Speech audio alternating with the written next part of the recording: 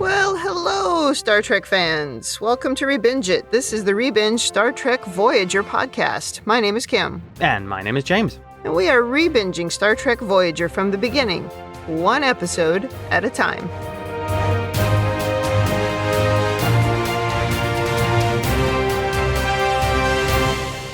Welcome back to the podcast. Today, we have made it to Season 4. Yep. And Episode 1, Scorpion, Part 2. This episode aired September 3rd, 1997. Yes, and everyone didn't have to wait an entire summer for this episode. Yeah, because it was about 3 months, I think, in between when Part 1 aired and Part 2 aired. You know, back when seasons were 26 episodes, you only had a few months off, unlike now where you get 3 years in between seasons that have 6 episodes. Yeah, they drop 8 episodes and then it's like 2 years until the next one. Yeah, it's almost like it's because we can't have those mediocre episodes anymore. We just have these, you know, big, complicated, splashy episodes. That's true. No, Netflix canceled it after the first season. Yeah, Netflix 100% would have canceled Star Trek. Well, and they did with Prodigy, essentially. But they were the second one, so it's not entirely their fault. We should have got a third season. Yeah, totally. Well, before we talk about this episode, anything to say about the Scorpion Part 1 or the Season 3 wrap-up or anything else? Great cliffhanger. I mean, that was a really good way to end the season. Yeah, it was a really good cliffhanger, and I like the conflict between Janeway and Chakotay, which is a big part of this episode that we're going to talk about today. And there were lots of effects, lots of exciting things happening. It was really good. Yeah, they were not skimping on the effect budget for either of these 2 episodes. No, not at all. There was nobody in the background with a low-quality wig with some aluminum foil stuck to their pants. That is a reference to one of the early episodes of Deep Space Nine, where I was convinced that the costume was made up of aluminum foil. Yes. And the wigs were comically bad. Well, should we get going on this one? Yes. In the cold open, we start with a last time on to remind us of what happened in Part 1. Yep. Which makes sense when it was 3 months ago, but it was just a week ago for us. We got another look at Species 8472, which the way that the eyes are on that alien always makes it look to me like they're looking at you disapprovingly. They might like be. They're sort of looking down on you. Yeah, maybe they are. Yeah, they have this superiority thing. They probably are. Yeah, maybe. We see the crew questioning Janeway's crazy plan. Yep. We see an entire Borg planet being destroyed. And we see the Borg cube flying away with Voyager in a tractor beam, like as if it's on a leash, pulling it along. A reluctant kid being dragged along by their mom. Completely. And then we begin Season 4 with Chuckles and B'Elanna trying to beam the captain back, but the Borg keep interfering because she's, remember, on the Borg cube. Janeway calls eventually, telling him to stop trying. She says she's reached an agreement with the Borg to work together to build a weapon, and in return, they'll give Voyager safe passage through their space. She says we'll work on a weapon together until we're through their territory, and then we'll give them the nanoprobes. I mean, what could go wrong? It's a flawless plan. It's perfect. Yeah, nothing could go wrong. Borg completely trustworthy. Everybody's great. It's all good. Mm-hmm. It's a great idea. We're good. You're good. How are you? They always operate in good faith. Yes. Nothing to worry about. Just to make things worse, Janeway says she'll be staying on the cube while they work together, and she tells Tuvok to beam over as well. Don't you think this is the moment Tuvok could go, why? Why me? Why me? Why me? Yeah. Don't you want Harry? I'm good here, thanks. This is your idiot idea. I'm staying here. Oh, I guess he couldn't have Harry. He was unconscious. How about B'Elanna? You really like B'Elanna. That's what he could have said. Well, yeah. You work better together. But we have big dramatic music as everyone kind of looks at each other and we go into the opening credits. I think, firstly, isn't anybody worried that this was a faked video, or maybe it was Janeway with a Borg implant stuck in the back of the neck? Remember, the Borg made Chakotay follow their commands. Yeah, and we will hear about that later in this episode. Yeah.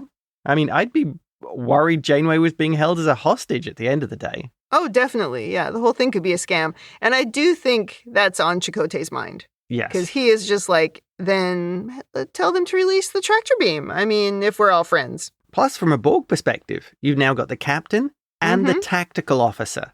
Yes. 2 of your most senior people. Yeah. And you get into their minds, you're going to know a lot of things. Yes. This leaves Chakotay in charge, and we know how well the Marquis fight if things get dicey. Yeah, not well. Some changes in the opening credits, by the way, as Jeri Ryan appears now in the main credits as 7 of 9, of course. Yep.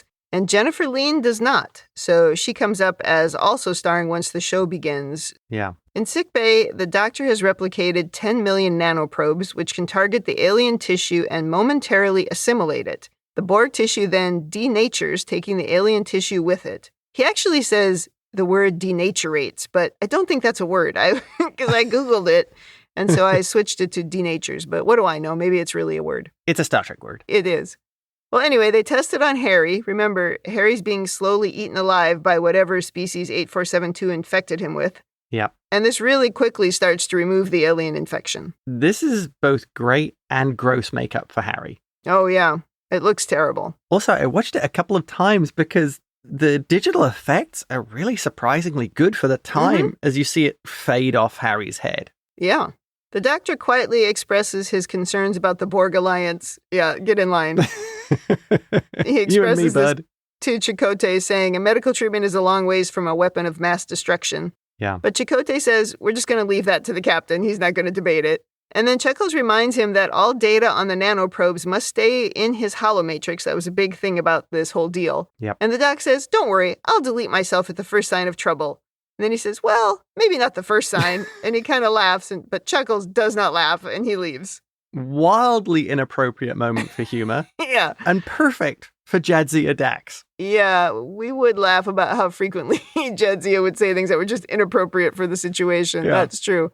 Sisko even called her out on it at least once. Yeah, we said she would have a podcast called Inappropriate Conversations with Jadzia Dax. Oh, yeah. And it would be inappropriate conversations. Yes, every single episode.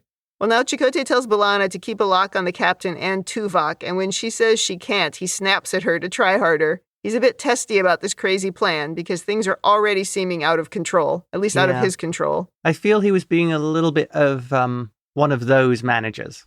Yeah. Oh, I'm going to be completely unrealistic. Why can't you do these things? Well, he's on edge. The Borg do release the tractor beam at least, so Voyager can fly on its own, so that at least makes him happy. Down in sickbay, species 8472 is invading Kessa's mind. Oh, yes. She screams as she keeps seeing visions of them, and the doctor comes running, and she says, they're watching us. Nice visual effect. Even it was on screen literally for like 2 seconds, but there's one of the aliens in sickbay. I'm like, this is good. Yeah.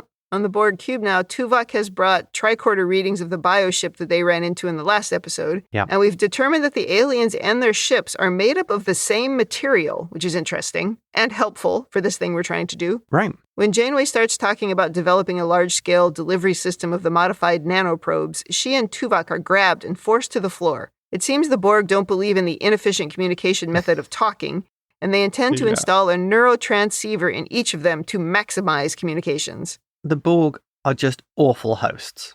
The way they push them along as they're supposed to be helping, and they're treating them more like prisoners. Absolutely. We also get a great Borg line as well of irrelevant, you must comply. Oh yeah, we hear a lot of stuff like that. They say this way they can work as one mind, and they claim the link is temporary and will not damage the humans. Again, what could go wrong? Yeah. I'm sure it's fine. Probably. I mean, it depends on your definition of damage. Yeah. Well, Janeway's not into this. She says, pick a single Borg representative like Locutus, remember that? Or the deal is off. Yeah. And the Borg do eventually agree, and a nearby door opens dramatically, revealing the bustiest Borg we've ever seen. Not sure why none of the ones standing around could be used, but anyway, I guess the boobs just weren't big enough on anybody else. We had to go to that one that we had in the closet. And now, for the first time, 7 of 9 steps forward and says, I speak for the Borg, which is weird since the Borg don't usually use the word I, but anyway. That's a very good point. Mm-hmm. She says, the Borg concur that a large-scale weapon is indeed needed. Tuvok suggests that they use Voyager's torpedoes, but 7 says their weapons lack range and dispersive force. So she leads them to another location and shows them a multi-kinetic neutronic mine. The shockwave would disperse the nanoprobes over a radius of 5 light years. And Janeway is like, that's a weapon of mass destruction, which will endanger innocent worlds and would take weeks to generate that many nanoprobes anyway. Well, she has a different idea. She wants to just destroy a few ships and prove to the aliens that the weapon is effective. She's worried about weapons of mass destruction when Voyager is going straight to biological weapons. I feel that might be are we debating minor points of ethics here? Yeah, her ethical ground is a little bit shaky. At this point, 7 of 9 says, you are small people and think small, but we are forced to consider your plan. She's just a laugh a minute. Oh, yeah. She'll be great to work with. Mm-hmm. Now, 7 of 9 was ready awfully fast. Yes. I'm speculating. If the Borg did a good probability analysis, was this the backup plan if the forced neural transmitters didn't work? Maybe. So 7 was already queued up in case plan A didn't work. I think that's possible. And I imagine that they picked one who was a human. Yeah. So the drone looked like them. Although, would they think like that? That's a good question. Probably I think not. they wouldn't necessarily care. Yeah. No, they wouldn't care. Yeah.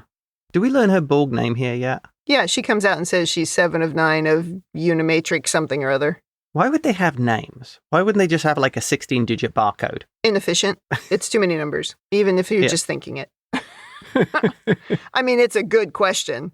She should be like designation 4,600,000,000, something like that. -A. Dash A. Dash H. Mm-hmm. Oh, no, B. B for boobs. B for boobs is correct. 7 of 9's boobs is going to come up a lot in this episode, and I imagine from now on. It's funny how it didn't come up at all in Picard, but anyway. Over on Voyager now, the doctor tells Chakotay that Kes's telepathic visions are happening more frequently. Yeah. She says it's different now. It's like they're in the same room. The visions are causing some things to happen in her brain, activating memory engrams. And the doc says, this is more than just a simple hello. Uh-oh. So the aliens, as well as being badass warriors, are also telepathically strong. Mm-hmm. Wow. Yeah, these guys are bad. Bad news. So they're basically probing Kes's mind to learn as much as they can about Voyager and crew. Yep. I guess, maybe they don't have the technology at range to scan and access Voyager's computers, so they're just going for Kes. On the Borg ship, Janeway gives 7 the tricorder data from the bioship, and then she starts trying to make small talk, asking her if she's human. 7 says this body was assimilated 18 years ago and ceased to be human. She doesn't want to talk about that, and she cuts off the chat when Voyager calls. And Chuckles now tells Janeway that the doctor believes the aliens are accessing Kes's memories. Uh-oh. So they decide to alter course. And then 7 says we need a torpedo and the nanoprobes to construct a test. Janeway says no, that's not the agreement. And the Borg try and rely on an intimidation to get their way. Not the first or the last time. Yeah. 7 asks if she's willing to risk a direct confrontation with the Borg. She threatens Janeway, asking what would happen if they transported 500 drones onto her vessel. Janeway's unmoved, saying, well, we would die resisting. Yeah. And 7 just looks at her flatly and says, that won't be necessary. But she is constantly pushing the boundaries. Oh, yeah. Janeway is unrelenting. Mm-hmm. We also got a Janeway maneuver earlier when they were trying small talk, and 7 just says, we are Borg. And Janeway just gives her the look. Yeah. Back on Voyager, Harry returns to the bridge. Apparently, he's fine now. Oh, yeah. Absolutely. He asks if he missed anything, and Chuckle says, not too much, which I really appreciated. I thought that was cute. That was a good bit of dark humor. Yeah, and then B'Elanna trolls him by saying he still has a tendril in his nose, which Harry falls for. Perfect, B'Elanna. And now we pick up a singularity opening, and the aliens are attacking, so watch out. The Borg ship futilely fires at the alien ship. Not sure why the aliens only sent one this time. Yeah. But Tuvok says Voyager's taken heavy damage, so 7 says we can't let the nanoprobes be destroyed. And now we see the Borg cube physically block the bioship from Voyager. Yes. And there are explosions within the Borg ship, and Janeway goes flying, and her head smashing against the floor. It's actually very dramatic. Right. Well, you see Janeway basically run to take cover, and the console in front of her, just the sparks come off, like lightning comes off it and hits her. And it's from the alien weapon. Correct. Next, the Borg cube rams the bioship, destroying it. But the Borg cube also explodes. Yep. Chakotay is about to freak out, but Tuvok calls to say they beamed over to Cargo Bay 2 right before the explosion. He says he's there with the captain and a number of Borg, and they need assistance. So maybe the Borg learned something from the Klingons. Perhaps today is a good day to die. Ramming speed. Yeah, that was a very Klingon move. Well, Chuckle shouts, secure that deck, and he heads for the turbolift, because we have engaged the Borg again. Yep. And now we enter Cargo Bay 2, guns drawn, and we find, a mini Borg cube has been set up with drones all working and Borg equipment everywhere. Oh, this is great. Mm-hmm. The Borg are walking around and doing their stuff, and Janeway and Tuvok are just lying passed out on the floor. Yeah. And the Borg are just wandering around. Don't mind them. Please step over them. So yeah, Chuckles finds them and he sees they're both injured. Janeway has a giant gash on the side of her head. Seven just says, lower your weapons. We're here with your captain's consent. She says, it was necessary to sacrifice our vessel to protect yours. And then when Chakotay doesn't move, she asks, do we not have an alliance? He's, of course, thinking, not with me. I never liked this idea. But we go to commercial with dramatic music here. I'm surprised the computer didn't give them any warning that, the Borg have Intruder alert. On board. Yeah, intruder alert. There's a Borg mini cube in the cargo bay. You'd think somebody would worry about that. I mean, that is what should have happened. Yeah, that's absolutely what should have happened. But then it takes away the drama, I guess. And, not for the first time, I'm going to point out, major event happening. Why is Chakotay leaving the bridge? They do this all the time. To lead the team into a dangerous cargo bay full of Borg. Yeah, no, you send somebody down there. Yeah. Send Harry down there. Yeah, Harry likes getting beaten up. Over to sickbay, and Chakotay is telling Tuvok that the Borg are contained in Cargo Bay 2, but we're increasing security everywhere. Yeah. I will mention this again later because, as usual, I don't think we know what those words mean. Well, he says, seal all the exits and post guards on them. Yeah, but we're going to talk about one that is wide open. Oh, yeah. Tuvok is okay, but the captain is in bad shape. Yeah. Her neuroelectric pathways were disrupted by an alien energy discharge. The doctor needs to put her in a coma to protect her higher brain functions, and then he needs to try and repair the damage. Which will apparently require creative solutions. Well, yeah, the doctor has to say how genius he is when he fixes her. That's on brand. This sentence, her neuroelectrical pathways and alien energy discharge, it reminds me of Tig Notaro talking about how she just could not say the dialogue and she would just have to do it almost just like phonetically because she just couldn't read she just didn't know what the words were. Oh, and funny. In my research of this episode, Jeri Ryan was also talking about the technobabble and how difficult it was while she's also wearing this costume, which is so restrictive. And she just found the whole thing really overwhelming and these words to be crazy. And she was talking to Garrett Wong about it. And he said something like, well, at least you're not an engineer. Though that's way worse. And I was like, that probably didn't help her in the slightest. Like it could be worse was his answer. Well, at least playing Harry, he didn't have to wear a tight-fitting bodysuit and slowly cook. With one of his eyes covered. Oh, right, yeah. Chuckles tells Tuvok to hold off on working further with the Borg, but to keep an eye on them. Yeah. The captain has asked to speak with Chakotay, and now an extremely impaired Janeway tells Chuckles he's now in command. She says, they'll push you and threaten you, but they need this alliance. She says, you have to make this work. Get the crew home. Oh. Chakotay doesn't even respond to this, if you noticed, and he leaves the dock to try and save her. Okay. People say they found real life emotional. Yeah.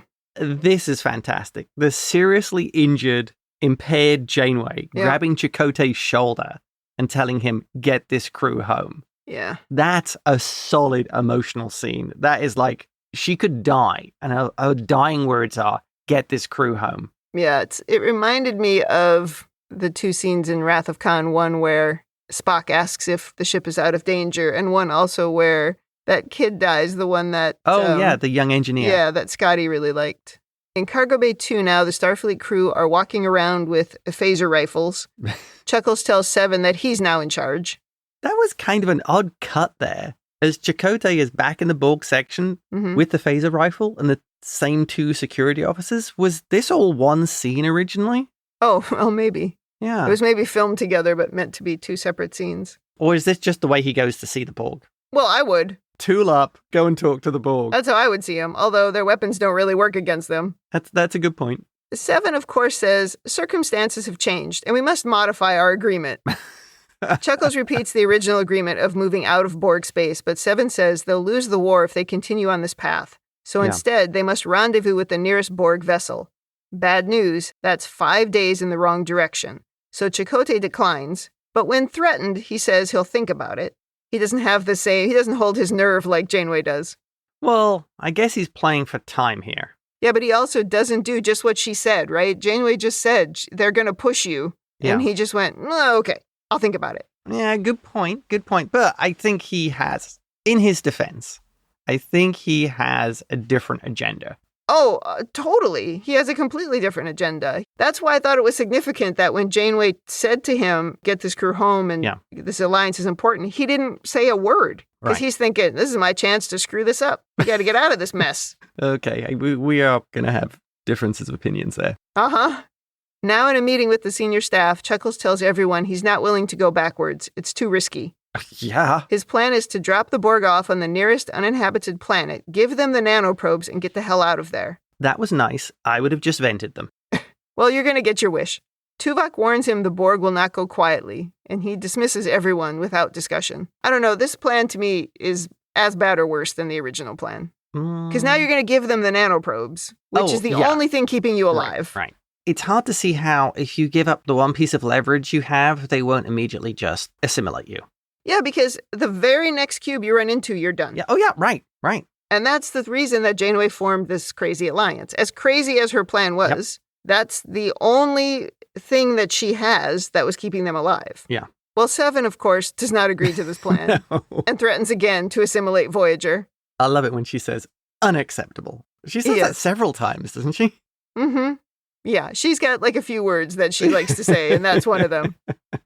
Chakotay says he'll decompress the entire deck and vent the Borg into space. Why is he telling her his plans? No, just do it. The Borg could just go and get some like pieces of rope and like tie them onto things, and there you go. Yeah, no, yeah, that's a good point. I mean, this is something we've said many times on the show, which is why are we always talking about it? Let's just do it, right? Yeah. Why are we warning the aliens? But that's the Starfleet way, is we're giving you a chance to do something different. But with the Borg, if you already believe that the Borg aren't going to hold an alliance and they're not going to negotiate with you, then why give them the chance? So I just think Chakotay is inconsistent in his plan. Because he thinks that there's no way to form an alliance with the Borg. He doesn't think they'll keep it. He thinks that the alliance is over. So then why are you doing the Starfleet line of giving them a warning and trying to talk them out of it when you believe it's not going to work anyway? He should have just vented them, is my point. If you think that alliance is dead, vent him. You know, that's a really good point. You've got 7 of 9 there. Vent the thing, then let her know. And on your way out of Borg space, if you run into another cube, you start over. Hey, we've got this weapon to kill species 8472. We don't know what happened to those other Borg. There was something about, like, one of those ships just appeared. There was some kind of an accident. There was an accident when we were trying to create this weapon. Everybody exploded. Yeah. I mean, it was an accident. There was a guy smoking near the warp core. That's all we know. Yeah, right. That's exactly what happened. Well, 7 now says, we suspected from the beginning an alliance with the humans would be difficult to maintain. You're erratic, conflicted, disorganized. Every decision is debated, every action questioned, every individual entitled to their own small opinion. You lack harmony, cohesion, greatness. It will be your undoing. Oh, nice. I think what I like about this is the way the Borg act like they're the ones being put upon. We're the real victims here. Oh, completely. Yes. This is all your fault for us being awful people. Yeah. Chakotay sends her back to the cargo bay, but at this point, if your plan again is to cut them off, then cut them off. Yeah. Put them in the brig or put a force field around them. Do something. Shut down the power. Yeah, it's... But he just sends her back to cargo bay too. Right. You've basically told them that they need to start working against you. Completely. And then didn't keep an eye on her. Yeah. And if she's connected, then all the other Borg know. So hold her somewhere separately. Yep. In sickbay, Chuckles comes in to tell an unconscious Janeway that he's made his decision. Yep. He knows he's going against his captain's orders and also his friend's orders. He says, I hope you'll understand. She would absolutely not understand. Okay. First off here, she put him in charge. She is unable to fulfill her role as the captain. She might not even survive. Events have changed from Janeway's original plan that would put Voyager in significantly more danger. Chakotay is 100% justified in not following her plans and not going along with this because it's so dangerous. And I would argue, she said, get this crew home. He's making the best call he can as captain to get this crew home. Going 5 days into Borg territory and giving them the only piece of leverage they have is suicide. And I think I will stand by Chakotay's decision to go in his own direction as a captain in his own right. I'm not saying he's not justified to make his own decision. Yeah. I'm just saying I don't agree with him. In what way? Well, I don't agree with him because Janeway has already risked life and limb for this plan, and she did it because she believed it was the only way they were going to get out of Borg space. Yeah. And I just don't think his plan of giving them the nanoprobes and leaving them is going to get them out of Borg space. Because we don't know, by the way, at this point how far they have to go. Okay, his plan of actually giving anything to the Borg is ultimately ridiculously flawed and poorly thought out. You give them the nanotech after you leave Borg space, like Janeway said. Yeah. But I agree with his, you can't go deeper into Borg space. I see that as completely true. No, but come up with another idea. Like Janeway was able to do that with the Borg. Yeah. But Chakotay just was like, no, we're not doing that, so the whole thing is off. True. Okay, that part of it is flawed, but I don't disagree with his ending the alliance. The other thing I don't really like is that they don't even talk about it again in that senior staff meeting, and that was something that we complained about, that Janeway didn't do that really either, although they did discuss it at least, but she'd already decided and she wasn't there for a debate. Well, I guess... Because I think it was too deadly to really let that happen. Well, you're seeing two sides of the same coin. Janeway making the decision and we're just going with this. I don't care if you have moral, ethical, or if it's a really bad idea. And then Chakotay doing his version of, we're just doing this. I don't care if it's a bad idea or whatever. Yeah. So it was, they both kind of did the same thing. Yeah. Well, he believed that her judgment was clouded, that she was almost obsessed with getting the crew home. Yes, which is true. And he was trying to tell her in the previous episode that if you give the Borg this weapon, it's an ethical problem that you're creating. Like, you're just saying millions of people mean less than this crew. Right. Oh, yeah. Right? So that is very true. I do get his argument that he just thought she was so obsessed she wasn't thinking clearly. Yeah. But on the other side of that same coin, we're now so far down this path, and I just think now you can't go back to your original idea. Now you need a new idea. Yeah. Because you're at a different point in the path. That I would agree with. He shouldn't be giving the Borg anything. Yeah. It's your only piece of leverage. Yes, it's the only thing keeping you alive. Yeah. Now we see species 8472 continuing to beat the crap out of the Borg. Oh, that was great. They're just blowing up the Borg cubes. Yep. The Borg are doing nothing to them. It's a turkey shoot. The drones in Cargo Bay 2 get a message that species 8472 has destroyed 8 planets and 312 vessels. 4 million Borg eliminated. That's pretty effective. Yeah, it's not really that many Borg, though. Yeah, how many are there? Billions? Yeah, they need to up their numbers. The message then says to seize control of Voyager and take it into the alien realm. Uh-oh. Yes. I mean, this is the other side of it. The Borg are going to screw you over at some point. Oh, yeah. They need to start having, like, Amway parties, to up their numbers. It's like a multi-level marketing scheme to get more Borg. Now in what I would label a complete lack of security, the Borg open a Jeffries tube panel, and Seven climbs on in. Wait, you mean the Borg can open the Jeffries tubes panel? But we locked them. We were supposed to be watching all exits. We're not even watching the Borg, let alone the exits. Right. How do you not think a Jeffries tube is an exit? I don't know. That really annoyed me. Why isn't there somebody sitting on the other side with a phaser? All they had to do to fix this scene was to show a Starfleet crew member laying on the floor. Oh, right. Like that they knocked somebody out. That's it. You could have used one of the people who'd been there already who hadn't had any lines. There you go. Didn't need a line. Exactly. And then they just step over him and climb into the Jeffries tube. That would have fixed that. That was really irritating. When Chakotay said post guards at every exit, did he add except the most obvious ones? Except they don't know anything about the Jeffries tubes. It'll be fine. Yeah. Plus they've locked. We've got the usual code. Doors are locked. Yeah. 1, 2, 3, 4. 1, 2, 3, 4. Same as my luggage. Meanwhile, on the bridge, we found a planet and start plans to beam the Borg down. But Harry says the Borg are messing with the deflector dish. They've, of course, bypassed all security protocols and begin emitting a resonant graviton beam to open a singularity, which starts pulling in Voyager. Yep. So Chakotay threatens to vent them into space, and when they don't respond, he does just that, and we open the doors, and the Borg all go flying out into space, except for Seven, who's still in the Jeffries tube messing around. Yep. And in an awkward scene, she somehow manages to hold on. That whole scene of her holding on was ridiculous. Well, she manages to sort of brace herself against the edges of the Jeffries tube, so... I wrote down that James must have loved this scene because he's been calling for us to vent somebody for a long time. Yeah, when they were getting invaded in Displaced, vent the cargo bays. Well, or again, just gas the cargo bay. Knock them all out. They're doing something they aren't supposed to be doing. Gassed.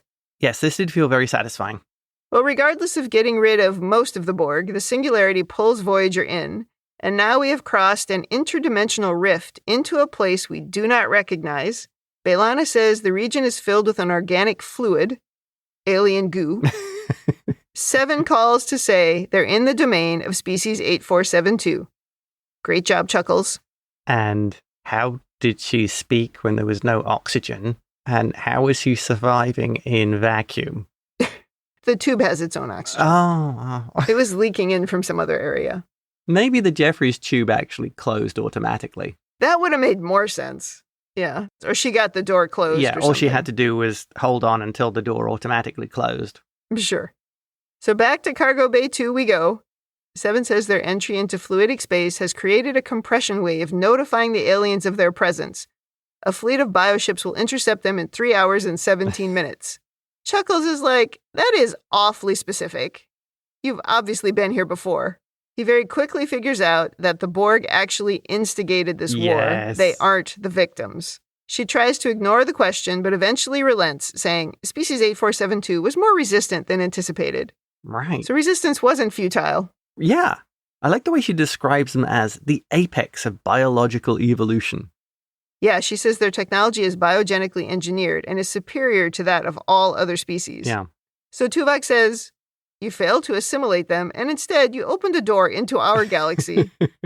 And Seven, of course, is like, but now the only course of action is to just destroy them all. Yeah. Sure. Interesting strategy, forcing Voyager to act in the fluidic space. So, yeah, that's not a bad plan. I don't think it's any worse than Chakotay's. No, it's not a bad plan because she says we can't call for help while we're in here, so we must construct, because she can't reach out to the Borg while they're in there.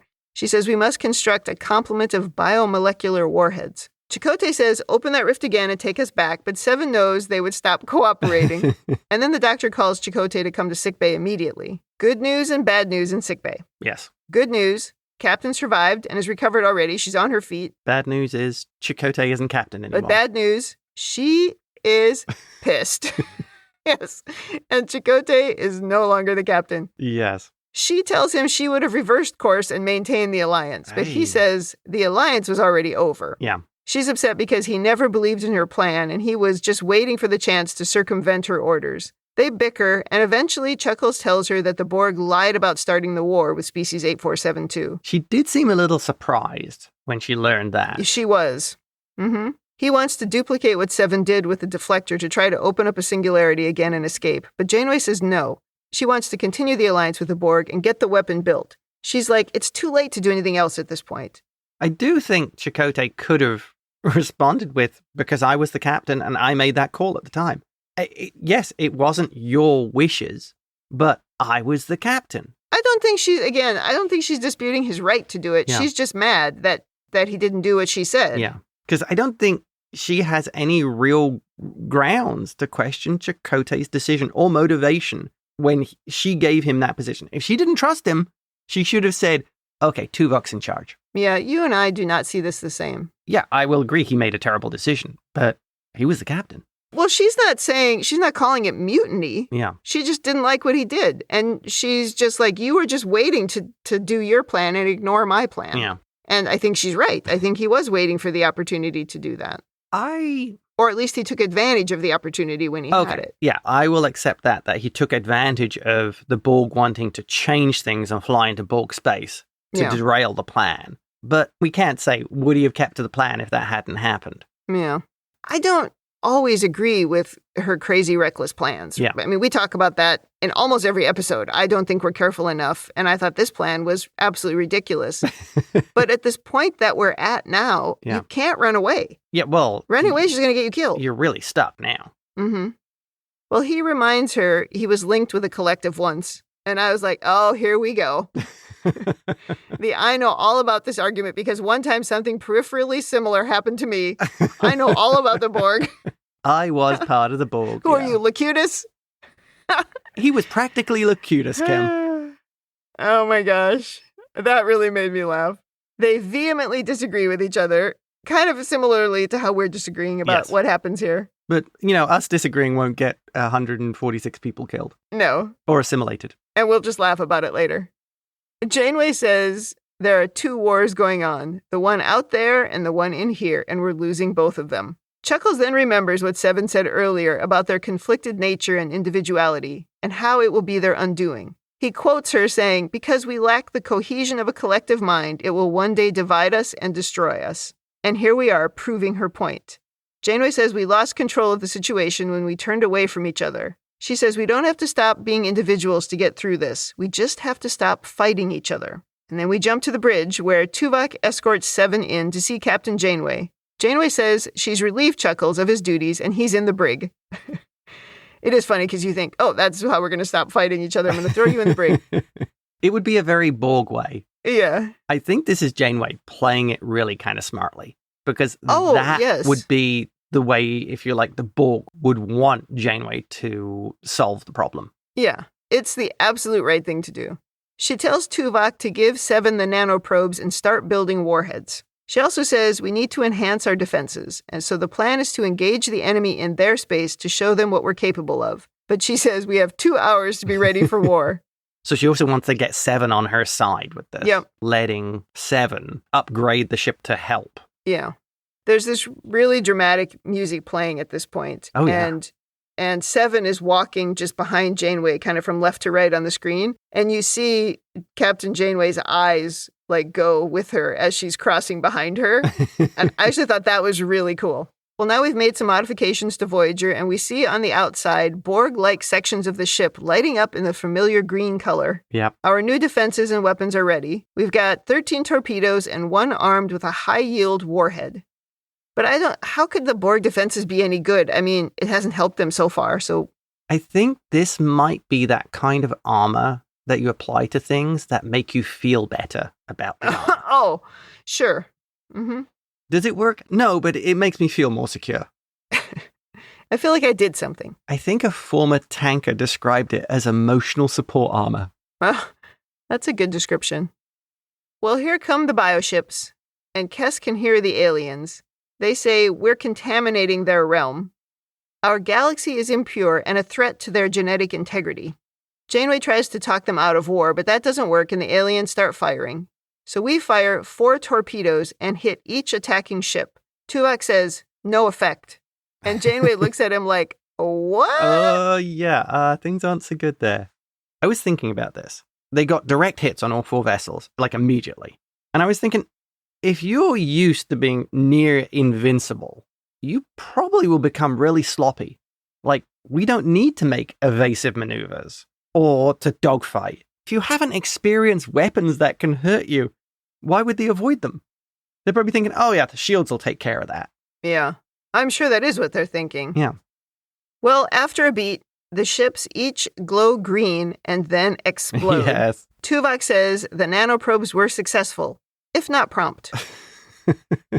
So Janeway tells Seven to open a singularity and get them out of there. She shoves aside a crew member and starts pressing buttons. Oh, that was great. She just marches up to the console and pushes the woman away. Yeah. They quickly exit fluidic space, but are immediately ambushed by a bunch of bioships. A load of them. Yeah. We try warning them off, but they don't listen. So Janeway calls for the high-yield warhead to be loaded into the aft torpedo bay. The bioships fire on Voyager, so we fire our weapon and quickly destroy 13 bioships. Yeah. And the others all retreat.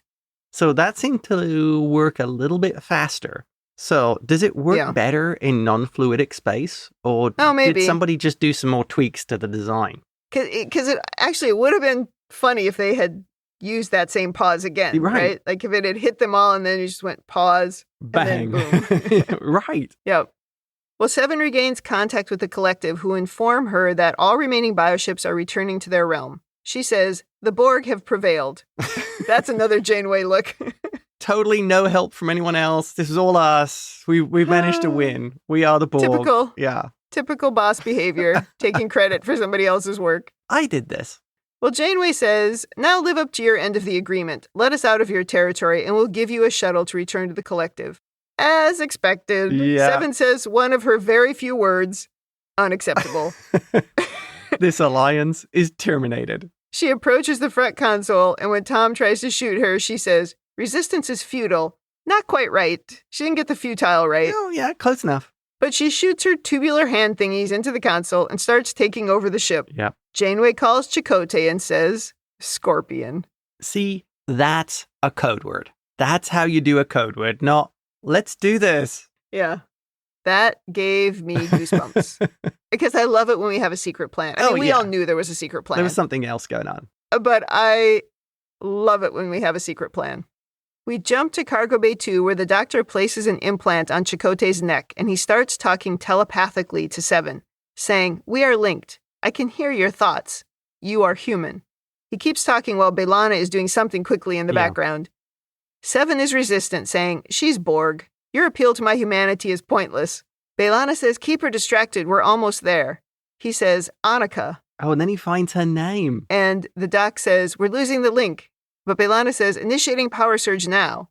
And the Borg equipment starts overloading. Yep. Seven gasps, and Chakotay starts seizing. The device on Chakotay's neck sparks and then pops off. Seven cries out and grabs the side of her head, and she collapses. Tuvok says her connection to the collective is severed. And then they drag her to sickbay. Right. The doctor says Commander Chakotay is okay, and Janeway tells Tom to get them out of Borg space as quickly as possible. I liked here how we heard Seven's real name for the first time, Annika. Yeah. Yeah, and they showed Chakotay seeing little things from her childhood before she was assimilated. Well, it's 3 days later now, and Janeway is hanging out in her Da Vinci holoprogram. Did you write down the stardate for her log? I did not. Did you? Of course you did. 51003.7. She says no sign of the Borg or any bioships, but everyone remains on edge. I wonder why. Chuckles comes in to find Janeway writing out her log in ink, trying to feel a bit more analog. Yeah. He's coming to report that most of the Borg tech has been removed, although some are actually helping. So Janeway says, leave it. As for Seven, her human cells are starting to regenerate. Janeway wonders if there's a human left under that Borg technology. Yeah. Because really, if she was assimilated as a child, she grew up as a Borg. Right. So even her body grew up. Yeah. So how much of her is really left? I mean, I think that's the point here. Yeah. She says, we're responsible for what happens to her now. Chuckles says the collective is all she's ever known. She was assimilated so young, she might not want to stay with them. Yeah. But Janeway says, we have something the Borg can never offer. A normal human complexion. There is that. Not looking sweaty all the time. She says, friendship. I'm not sure that's enough, but okay. Chuckles says disobeying her orders was one of the most difficult things he's ever had to do. And I wrote down, why? You've done it before. Yeah, I was going to say, this is the third time, isn't it? Yeah, I'm not buying this. Janeway magnanimously says she respects his decision, even though she disagrees with it. Yeah. She says what matters is that in the end, we got through it together. Yeah. And now we go to Seven, unconscious in sickbay, and we have a horizontal shot to be sure and get the maximum boob impact. It's comical. That is definition of a breastplate. The end. Well, overanalysis. Yes. First one. Why don't any of the other Borgs have boobs? So, what about all the damage to Harry's physiology that the vine eating him was doing? The doctor said it was consuming him and his organs like an invasive plant. It's all fine. They put the nanoprobes in and he's fine. What about all the damage it did? It's fine. They just, put in some fake kidneys and it's fine. I think it's funny when they're near death and then a scene later they're on the bridge. Yeah, that was just he has been tortured for how long? Because he couldn't do anything about the pain. He couldn't knock him out. So he has basically been in agony for days? Yeah. And he's just going to be fine. And he's back on duty. Try to keep your mind off it, Harry. It reminds me of the episode where, your baby died. Here's a new baby. Oh yeah, that is like that. At least with Janeway's injury, she got knocked out and then she woke up and she was fine. Yeah. It's not like she was suffering there for hours. Her minor brain damage meant she wouldn't remember any of the things. So she was just be like, yeah, I'm fine. Oh no. But Harry truly is the Mars O'Brien of this show. You got to be mean to someone, beat someone up. It's going to be Harry. Mm-hmm. Next thing, Why does Chakotay, the captain, the person in command, keep on leaving the bridge? Why do they always do that? I'm still mad about Tuvok and Twisted. Oh, yes, that's right. Or in Displaced, when there's only like 5 people left on the ship and he still leaves the bridge. Don't leave the bridge. Yes, with the junior ensign who's never done anything like this before. Yep. But she did get a line. She got a couple lines. Next thing. So, species 8472 knew about Kess and the bioweapon. Why did they only send one ship? Shouldn't destroying Voyager be their number one priority? Like, send everyone. Well, they probably didn't believe it was going to work. Oh. Yeah, because they couldn't, for some reason, access the holomatrix to see what it was really made up of. They could only access Kess. Yeah. They were probably like, oh, the Borg thought they had a weapon too, but that didn't work either. Good point. So probably just hubris. Yeah. Interesting. I was wondering, because this was the first alien that contacted Kess, that was the only one that could only communicate with her. So Maybe. It was just that one alien going, hey, they're talking about a bioweapon. I know what she's thinking. And it was only that guy who came through, rather than doing the smart thing of telling all the other aliens that these people have got a bioweapon. So he's just chasing them. Yeah. And maybe the arrogance of them is, I don't need a fleet of ships. I'll take out all of them. Because one ship will take out a Borg cube like nothing. Yeah, it only took multiple ones when they were destroying a whole planet. Yeah. And then they had their mobile Death Star. That was pretty good. Next thing, the contamination of fluidic space with a bioweapon from Voyager. Have they left an environmental disaster behind? Yeah, it's going to kill all of them eventually. Voyager's leaving chaos in other dimensions now. Well, again, that's not their fault. They didn't try to go in there. The Borg forced them in there. The Borg forced them to use biological weapons. No, the Borg forced them into fluidic space. And they had to use biological weapons. No, that was just Janeway being crazy. That was her crazy plan. Was these 8 million aliens are less valuable than my 138 crew members. This entire dimension is less valuable than my crew, yeah. Yep, exactly. But it does make me worry that it would cause severe damage to, the aliens, if you like, were correct. They are going to damage their environment. It could cause a virus that wipes them all out. Yeah.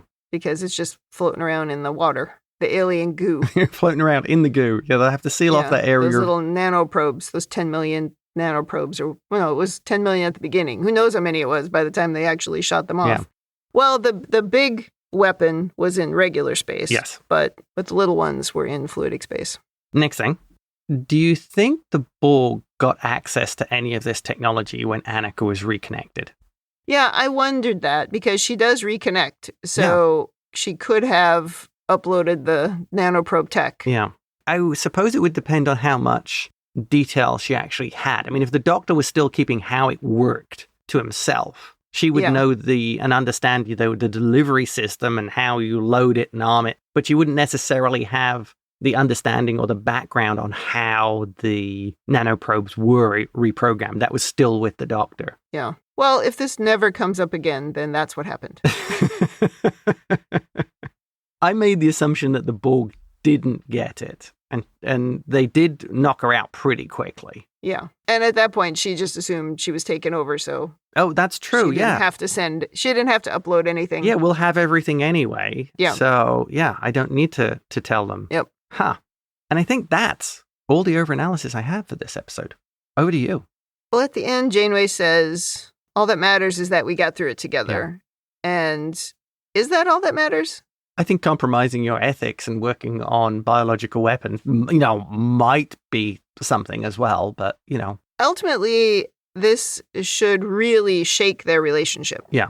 I don't remember if it does, but because we're episodic, do we just forget about it and move on? Oh, yeah. In real life, he's not building her another bath out in the woods. Yeah, and I think she has doubts of whether or not she can trust him. I mean, we talked a great deal about this already, so I don't want to keep beating that dead horse, but... It's a very valid point. Her idea was absolutely nuts, and he didn't do what she wanted, so...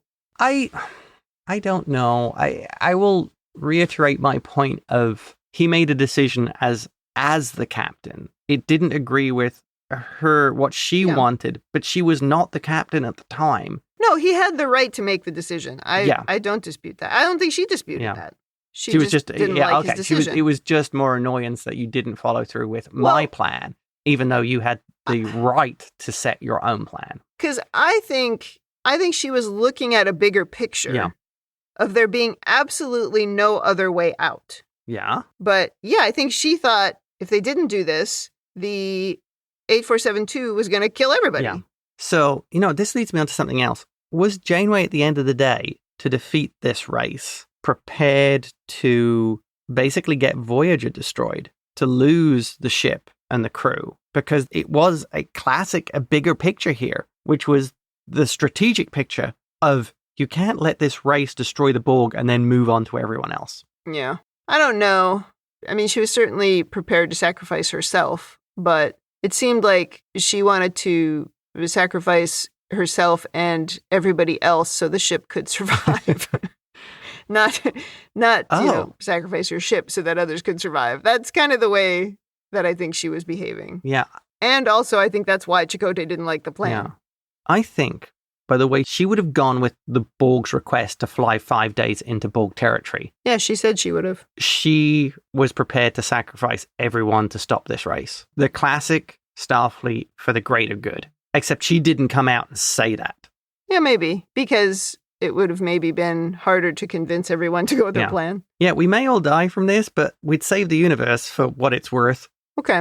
Which makes me wonder, do you think Janeway was actually expecting to get back from the Borg ship? No. I think I just realized that just now. She wasn't expecting to get out of that situation. Maybe the ship would, maybe Chakotay would, but she wasn't. Correct. Interesting. So let's talk about the changes of adding 7 at this point and sort of demoting Kes as a character. Yes. It seems like the legend is that the ratings were fading and Rick Berman wanted to add some sex appeal, which is right in line with his skeezy character. And then they did that and it worked. That's the legend. Yeah. But that's not really what happened. Realistically, the ratings were actually pretty good for Voyager. It was the flagship show on UPN. I think it may have been the only show. I don't remember anymore at that time, but it was definitely the flagship show of this fledgling network. But the writers were struggling with the character of Kes. They just didn't know what to do with her. And they were looking for something to sort of offset Janeway because they couldn't just keep up a will they, won't they with her and Chakotay. That would just be boring. You can't do that forever. It's boring. Yeah, that was called moonlighting. Except they tried to get them together and then the show fell apart. So they added the sex appeal that Berman wanted, but what this did was actually energize the writers as they'd never written an arc like 7 before. So they had the benefit of the big boobs, yes, but they also had, maybe unexpectedly, the solid acting of Jeri Ryan. The chemistry between Janeway and 7 was great, even though Kate Mulgrew famously resented them adding sex appeal because she didn't have the hindsight, of course, that we now have of what would happen with that character. Right, yeah. She saw it as like, now you're bringing down my show, right? Yeah. She thought it was diminishing not just her character, but the show overall. Right. And I don't blame her. I think I thought the same thing when they introduced 7. But it basically revitalized the show and introduced a character that they wrote really shockingly well from here. Even somebody like me, right? I was pretty annoyed at the constant boobs in my face, and we will talk about it as it comes up in the episodes. I know I mentioned it here today, but I ended up loving that character as it was developed and the way that the character interacted with Janeway. So it's almost like they accidentally did something great. They lucked into something that became better than its base concept. Right. So it's not that adding boobs saved the rating. It's that this new character revitalized a bored writing staff, got them out of a rut with Kes and sort of the repetitive episodes that they were making. And they maybe had a new fire and they started to generate better episodes from here. There's little doubt that the addition of 7 of 9 improved the show. Just maybe not for the reasons that Berman thought. Well, didn't Jennifer Lean have some personal issues at this time? Which you never know how much is real versus having to deal with the executives on these shows. You know, kind of like years later, we found how Denise Crosby was treated on the show. Yeah. Which was very disrespectfully. And Terry Farrell. Yeah, there's lots. I mean, you can go and Google it. There's lots of information online about Jennifer Lean's, personal struggles. But From what I read, that wasn't the reason, but it very well could have been. Not everything that you read online is true. So, so who knows? I feel it's a shame considering some of the pieces with Jennifer Lean that we'd seen that she couldn't continue in the show and they couldn't find a role for her that in the writing that would work. I guess they painted that character into such a corner. They did because they made her too strong, right? How many times have we seen that? Where they'll make a villain too powerful and you're just like, oh my God, you're going to destroy the world, blah, blah. And I think they painted her into a corner in many ways because she had this short lifespan, which accidentally made it creepy that she had this boyfriend. And so they screwed that up. And so then they just sort of cut that off. And then they tried to have her do something else. And they gave her different powers, which was interesting. And I think could have continued to be interesting if they had made it so she could never get control of them. Yeah. Right? I think that could have been good. But there's really only so much of that you can do. So I get that they just sort of felt stuck and they needed some more conflict and they needed some more different kinds of characters because at this point, everybody's pretty much getting along. Right. Because you stupidly kind of gave up on the Maquis stuff, which you could have milked that for a long time. Right. Yeah, but they didn't do that for whatever reason. I don't know. I guess because they wanted to show the harmony on the ship, but you could have had one Maquis character who was permanently the outsider. And they were prepared to do their job. If you're like, I'm going to do my job. I'm going to get us home, but I don't like any of you.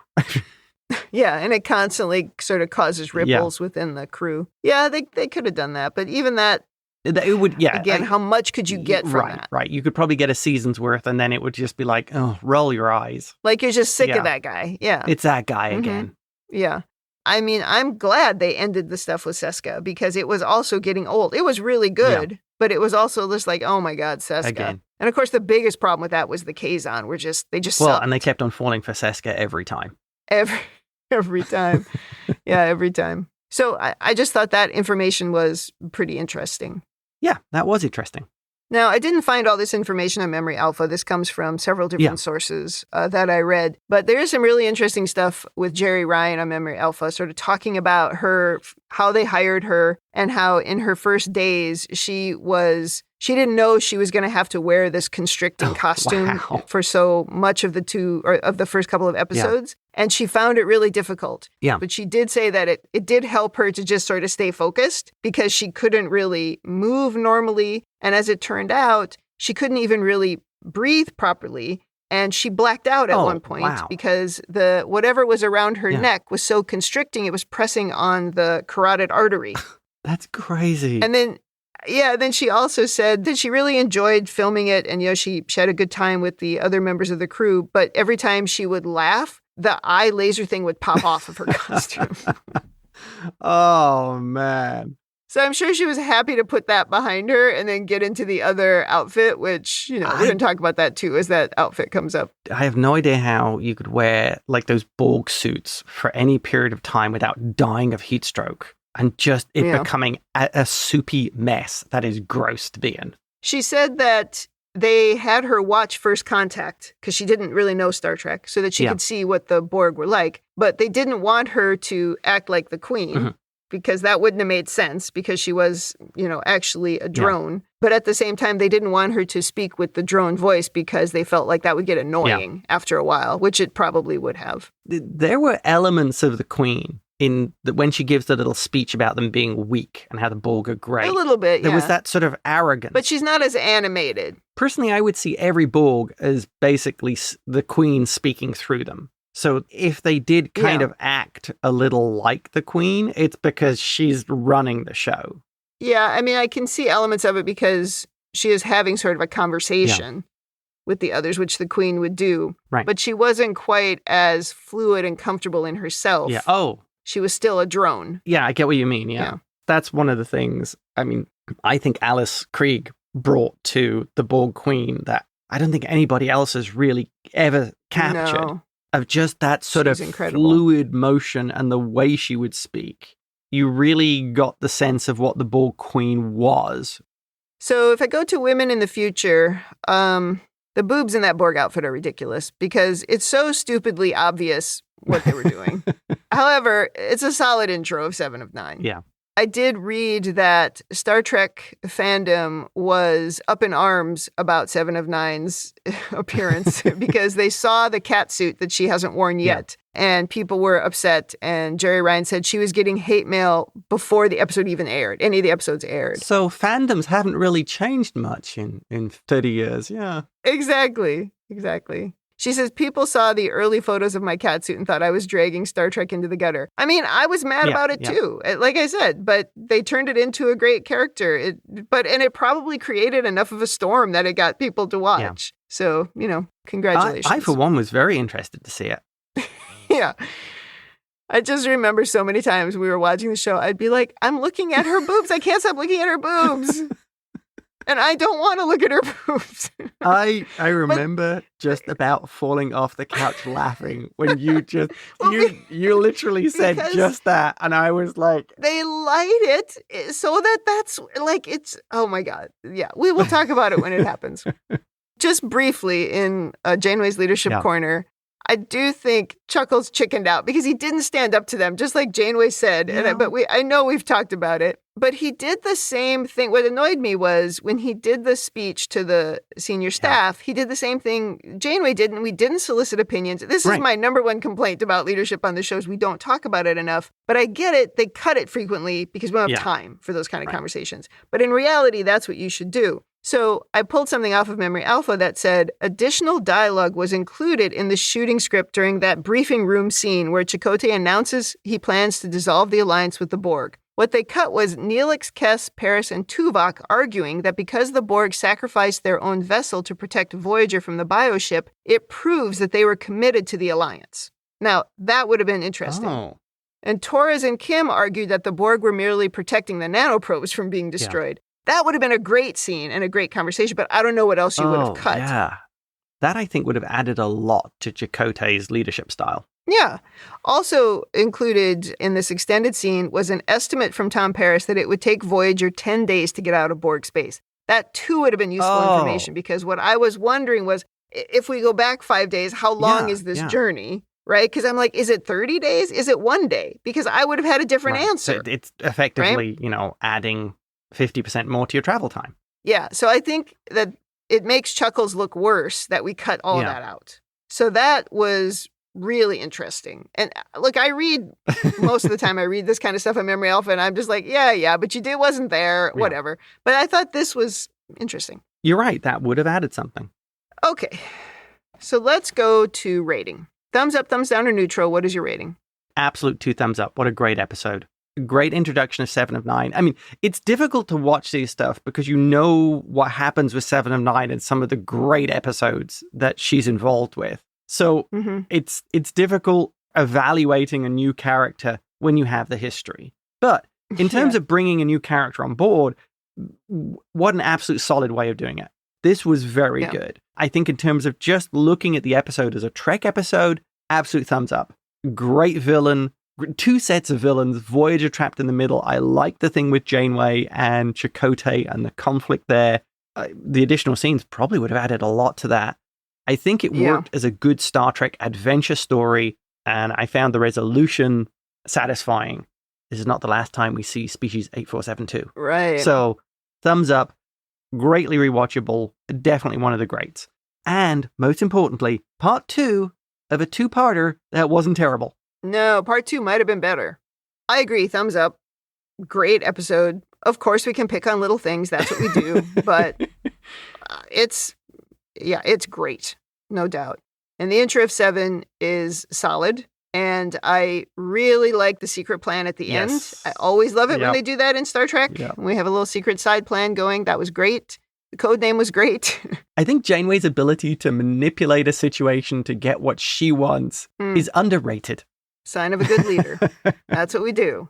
Janeway as a character is so interesting because she's quite different from the captains that we have seen in the 90s versions. Yeah. She's so different from Picard. She's so different from Sisko. Archer, completely different kind of captain. And because she's a little crazy. And I don't know that she would have been crazy if it hadn't been for the situation that she's gotten herself into. And, she's maybe making decisions she wouldn't have had to make otherwise, or wouldn't have been allowed to make if there were other Federation vessels and systems and people around her. But instead, she makes some desperate choices, and it's wild.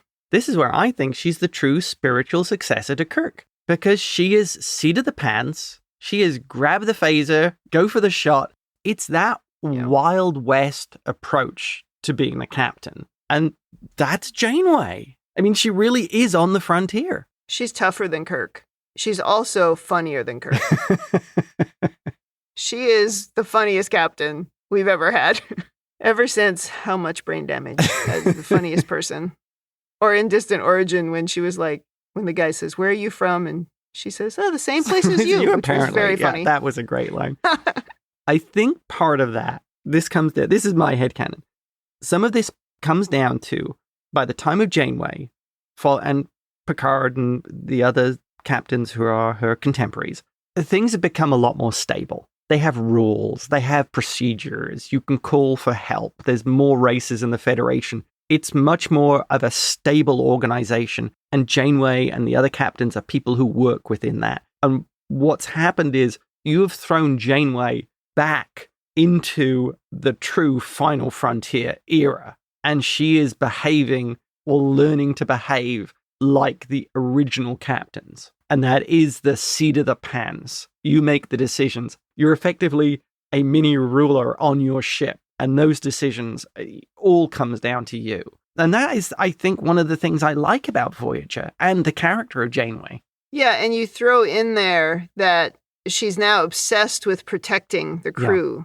As if they're her family, as if her everything, her very existence depends on it. And so she is making, like you say, those seat of the pants decisions because of that. She's not always doing it just to protect the platitudes that normally come out of somebody talking for the Federation. She's doing it just for survival. And I think that falls under the captain who knows how to operate on the edge. Yes, the platitudes are great, but sometimes I have to stop everyone from being killed. Yeah.